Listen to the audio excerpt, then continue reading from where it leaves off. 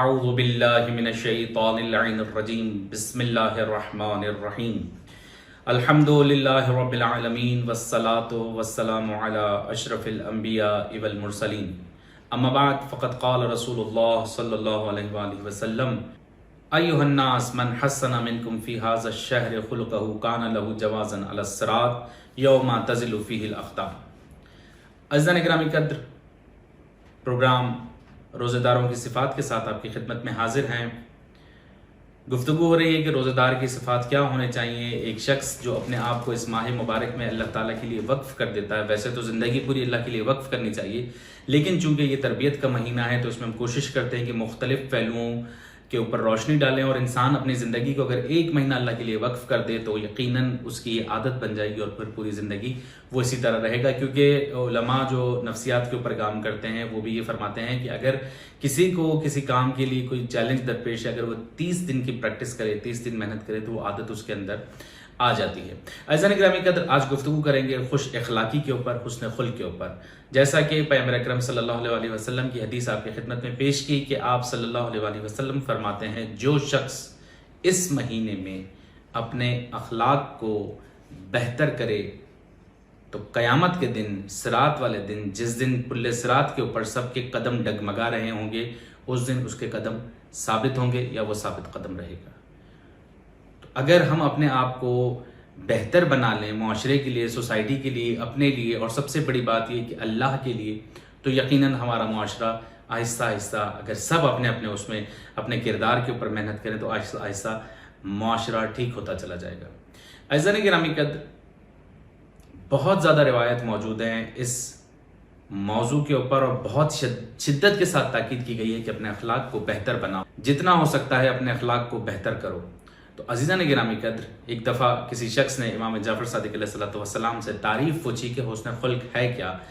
خوش اخلاقی کیا چیز ہے؟ تو امام فرماتے ہیں، اجنبی کے ساتھ جب ملاقات ہو تو نرم لہجے کے ساتھ، نرم خوئی کے ساتھ ملاقات ہو، اپنے مومن بھائیوں سے ملو تو تمہاری گفتار بہت اچھی ہو، اور جب تم گفتگو کرو تو تمہاری باتیں پسندیدہ ہوں، یعنی عوام پسند باتیں ہوں، باتوں میں تلخی نہیں ہونی چاہیے، آواز کو دھیما رکھنا چاہیے۔ اس کے علاوہ امام فرماتے ہیں کہ اپنے مومن بھائیوں سے جب ملو تو خوش اخلاقی کے ساتھ، یعنی اچھی اور محبت کے ساتھ، اچھی گفتگو اور محبت کے ساتھ ملو۔ اس کے علاوہ کسی نے امام علی علیہ السلام سے پوچھا، کیا آپ ہمارے لیے پیغمبر اکرم صلی اللہ علیہ وسلم کے اخلاق کو بیان کر سکتے ہیں کہ وہ کتنے درجات پر تھے؟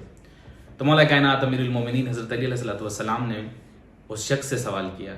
کیا تم دنیا کی نعمتوں کو شمار کر سکتے ہو؟ تو کہتا ہے، یہ کیسے ممکن ہے کہ جبکہ قرآن میں پروردگار عالم ارشاد فرما رہا ہے، ان تعدوا نعمت اللہ لا تحصوها، کہ تم اگر خدا کی نعمتوں کو گننا چاہو تو نہیں گن سکتے۔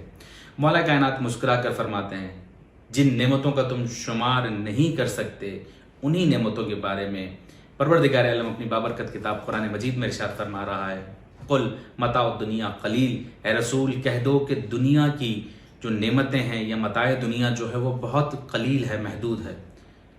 کہ جسے تم شمار نہیں کر سکتے اسی کو پروردگار عالم قلیل کہہ رہا ہے۔ جبکہ میرے نبی کے اخلاق کے بارے میں پروردگار عالم نے فرمایا، انک لعلی خلق عظیم، کہ ہم نے تمہیں عظیم اخلاق کے عظیم درجے پر فائز کیا۔ عزیزان گرامی قدر، جتنے انبیاء آئے سب کے اندر اخلاق کی ایک صفت اللہ نے دی، لیکن اللہ تعالیٰ نے جب اپنے آخری نبی کو بھیجا تو تمام تر انبیاء کی صفات اور اپنی خود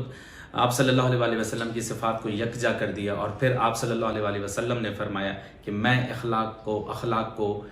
کی تمام تر صفات کو مکمل کرنے کے لیے تمہارے درمیان موجود ہوں۔ تو ہمیں رسول خدا صلی اللہ علیہ وسلم کے اخلاق سے سبق لینا چاہیے کہ آپ جب زندگی گزارتے تھے، کبھی قریش والوں نے پتھر مارے، کبھی بچوں کو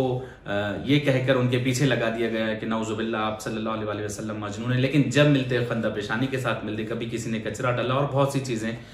کرنا کچھ نہیں ہے، صرف اور صرف اپنے آپ کو کنٹرول کرنا ہے۔ ہم اپنا اخلاق کیسے بہتر کر سکتے ہیں؟ صرف اپنی عادات کو آہستہ آہستہ بدلنا ہے۔ 30 دن کا جو ہم ایک یہ پیریڈ گزارتے ہیں جس میں ہم صرف اپنے پیٹ کو اور گلے کو خشک رکھتے ہیں، تو عزیزان گرامی قدر بالکل اسی طرح اپنے اخلاق کو بھی آہستہ آہستہ، مثلا روزانہ ایک عادت ہم نے اپنے اندر ڈالنی، 30 دن تک ہم نے تیز لہجے میں بات نہیں کرنی، 30 دن تک ہم نے جو ہے بڑوں کا احترام کرنا ہے، 30 دن تک ہمیں بچوں کے اوپر رحم کرنا ہے۔ اسی طرح بہت سی چیزیں جو اخلاق کے اندر آتی ہیں، اگر ہم وہ 30 دن مسلسل کرتے رہے تو آئندہ پوری زندگی ہماری ایک نمونہ بن جائے گی. اور خود امام جعفر صادق علیہ الصلوۃ والسلام فرماتے ہیں شیعتنا کونوا لنا زینا ولا تکونوا لنا شیئا، اے ہمارے چاہنے والوں ہمارے لیے زینت کا باعث بنو، ہمارے لیے شرمندگی کا باعث نہ بنو. اس سے مراد کیا ہے کہ جب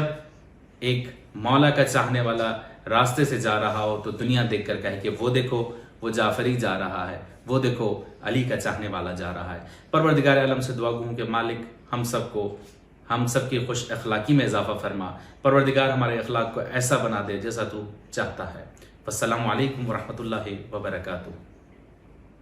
اللهم صل وسلم